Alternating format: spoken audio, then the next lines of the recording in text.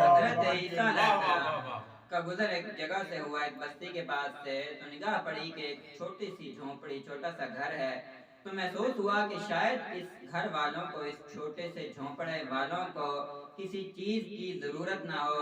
آپ اس گھر میں جاتے ہیں، لکل بات کرتے ہیں، ایک بوڑھی عورت باہر آتی ہے، آپ نے اس کو سلام کیا ہے، کنیز خدا تجھ پہ اللہ کا تجھ پہ میرا سلام ہو۔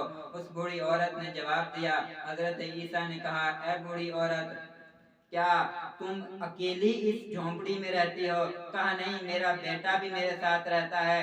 کہا کہ اپنے بیٹے کو بلاؤ۔ جب اس کا بیٹا آیا تو جناب عیسیٰ نے دیکھا کہ اس کے بیٹے کے چہرے پر غم اور رنجیدگی کے آثار نمایاں ہیں۔ غم اور رنجیدگی کے آثار نمایاں ہیں۔ آپ نے اس نوجوان سے پوچھا، اے نوجوان، کس چیز نے تجھے اتنا رنجیدہ کیا ہوا ہے؟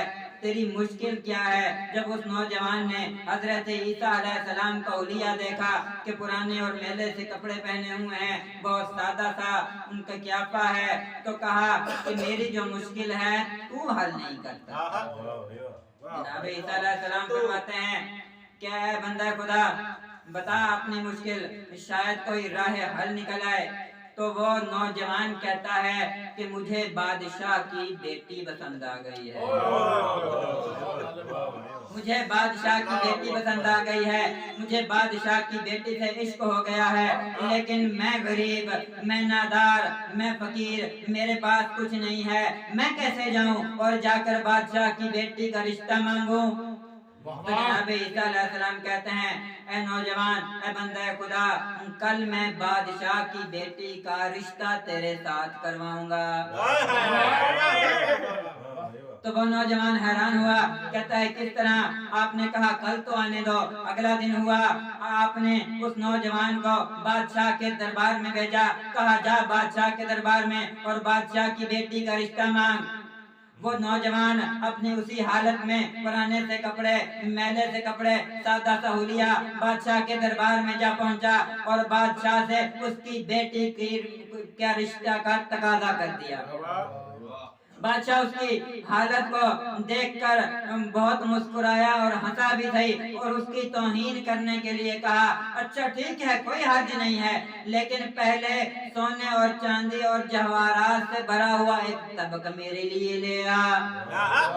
جب بادشاہ نے یہ شرط رکھی تو وہ بندہ بہت زیادہ، پہلے سے بھی زیادہ رنجیدہ ہو کر دربار سے باہر آیا اور حضرت عیسیٰ علیہ السلام کے پاس آیا۔ کہا میں نے کہا تھا نا کہ میں نہیں کر سکتا۔ کہا اے بندہ خدا کیا ہوا؟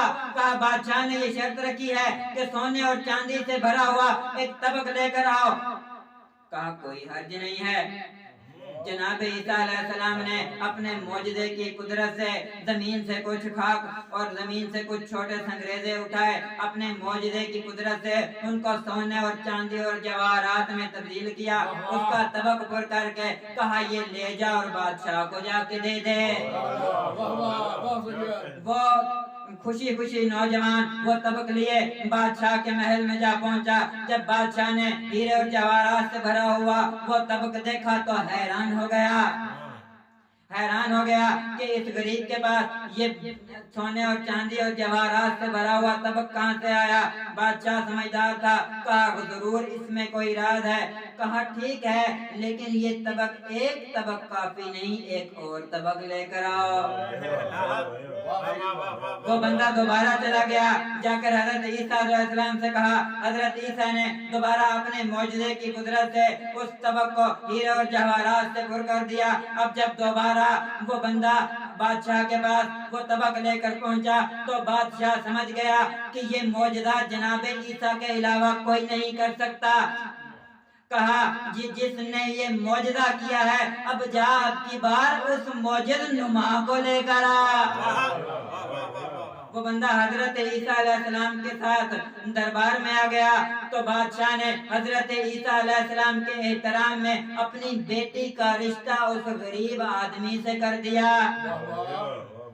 جب بادشاہ نے اس نوجوان کے صاف دل اور پاک نیت کو دیکھا نا تو اس کے سر پہ ولی عہدی کا تاج سجا دیا۔